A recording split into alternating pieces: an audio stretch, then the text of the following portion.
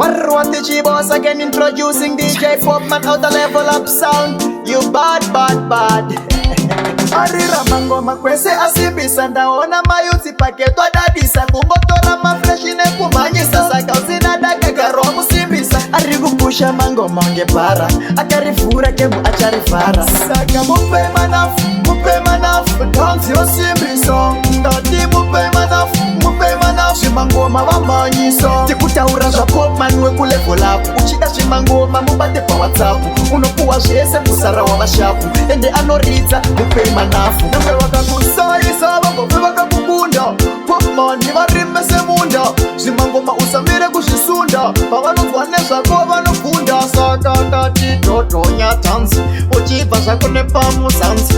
ende futi une zvemafanzi matsaka mashaise chansi varatidze ndiwe munhu wacho ende vaitire unwe hwacho ende gara wapusha futi mabhancho kunza kana madhvacho nekuti ndiwe une chimuti saka paridza mangoma kunge apostora kuti DJ Popman arira mangoma kwese asimbisa ndaona mayuti paketwa dadisa kumbotora mafreshi nekumhanyisa saka usinadaka karo musimbisa arikupusha mangoma ngepara akarifura kemu acharivhara saka mupe manafu dance yosimbiso ndati mupe manafu